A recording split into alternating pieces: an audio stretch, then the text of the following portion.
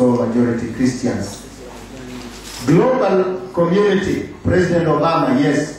I think the global community is interfering in a way. There is a sense in which the international community feels if this constitution doesn't go through, Kenya will go back to fighting again like 2007. That is debatable, but it is also a likelihood. All I think is necessary, there needs to be, as Archbishop has said, the state needs to take the leadership in bringing people together. The church asked the state many, many times, bring Muslims and Christians together to dialogue. The Muslims always, because they already got it in the draft, they always avoided that. The bombing, that was a sad story. We cannot blame it on the Muslims. In fact, there is a sense in which it may be even blamed on the state. Because they say one of the grenades that was used could only be found with the state security organs. And so the people feel something there was not right. Swahili. The Swahili are Africans, Bantus, who lived along the coast for many years. And the Swahili were part of the old group that the Arabs called Zanj. And the Zanj, Africans from Zanj, were known to repel any idea of learning Arabic. And that is why the Muslims now are using dawah of translation. The Ahmadiyya, who are not very welcome, the Sunnis are happy to leave them do this. They have translated this as Swahili Quran. There is a Luo Quran, there is a Kikuyu Quran, and there is a Kamba Quran. And here is the interesting part. They use the local names of God when they translate Allah in the Quran. Very much like the Bible. In order to try to get back to the Christians in the areas where translation helped the church to grow. They are happy with their ideas on that point, not on all the others. Yeah, I was trying to find out whether you have ideas about the origin of the Swahili language itself and how the Bantu element and the Arabic element, how they came about. Let me yes. No, the Swahili language is a Bantu language, but because of the interaction with the Arabs for many years, it has words of Arabic in it. They are not few. For example, all the days of the week are Arabic. The words about kings are Arabic and judges. But the Swahili predominantly is a Bantu language, with most of the words very, very closely related to other tribes, Bantu tribes in East Africa. And so it is believed to be, you can say, Swahili tribes, which can also speak their own dialects, but generally can communicate in Swahili.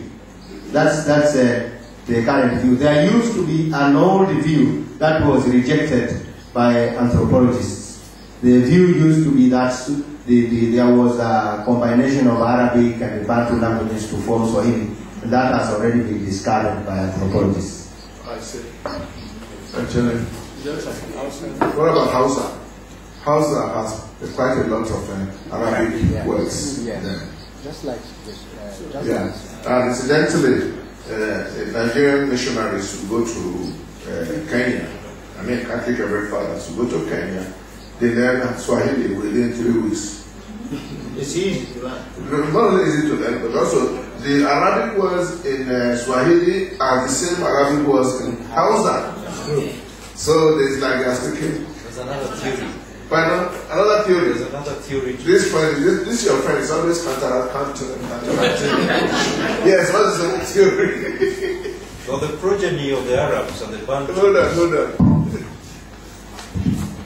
There's a popular and the most likely and most accepted theory about the Swahili people has been that when the Arabs landed on the East African coast, many of them were sailors and bachelors, so they married the local people.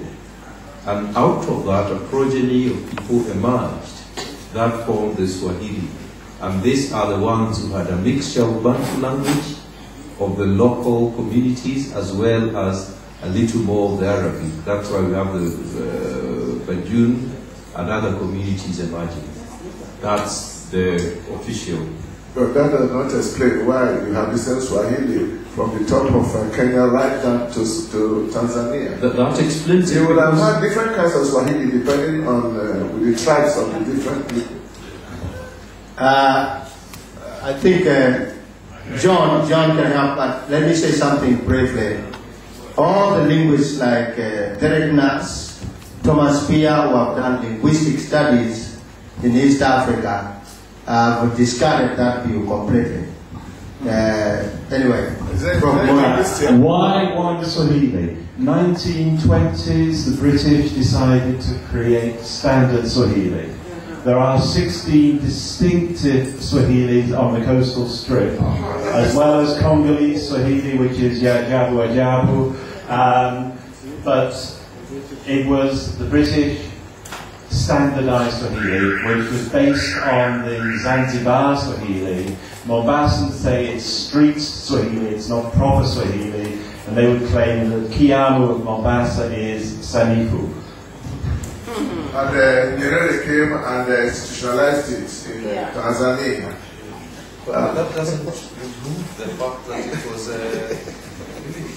I think Muche, you want to say something? Go ahead. All right. If I speak, you will speak again. I just want to speak. I want to say something about. As a non-Kenyan but living in Kenya, on how we see the complexity of the situation in Kenya. To be very brief, I think the critical issue, especially when it comes to the issue of the Kadi courts, I think it is critical. The way, of course, the churches have approached it, and the way, especially, the politicians have approached it.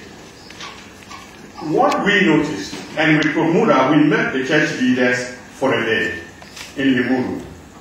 We gave our ideas. The vow was that what we decided should not be released to anybody. But I can say that what we decided, a lot of it is not what is happening. That's the only thing that I can say. But having said that, what is happening in Kenya is an African story. The Muslims in parliament in Kenya are Muslim parliamentarians. The Christians in parliament in Kenya are Kenyan parliamentarians. They are not Christian parliamentarians. And this, what I mean is, I'm not saying they should be, but think about it. The Muslims in parliament in Kenya are Muslim parliamentarians, not Kenyan parliamentarians. The Christian parliamentarians in parliament are Kenyan parliamentarians, not Christian parliamentarians. The ethnic factor is there, but let's leave that aside. What I'm saying, the story of the Kenyan story is the African story, is that in many of our countries, once Christians get into politics and become parliamentarians, the churches will neglect them. They are no longer our what do you call it? Our members of the congregation. We don't even invite them to express our concerns. If the Kenyan parliamentarians, who are Christians, were sympathetic to the Christian cause, I'm not suggesting that the Kali cause may not have been there, but that even if it was there, it would be different from what it is now.